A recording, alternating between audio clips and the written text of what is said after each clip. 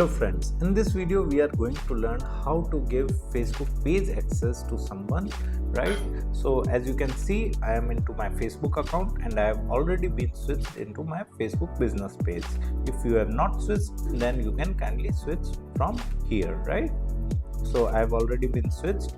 Now I will click on my Facebook page name and this is our Facebook profile page. Now we will click on Meta Business Suite. So here is the Meta Business Suite. Now we need to click on settings. Okay, so here in the user section, in the people, we can invite that person.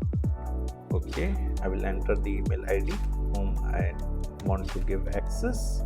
So I have entered the email ID of that person and I will click on next, view advanced option, manage, next. Here we will simply select that Facebook page, right? And we are going to give full control to that person. And now as we click on next, it is telling us that would you like to give access of ad account as well? No, I just want to give access of my Facebook page, right? And when I will click on invite with one asset, that person would receive an email where he or she needs to click on the accept invitation and simply log in with their Facebook account, email ID and password, and the access would be accepted, right?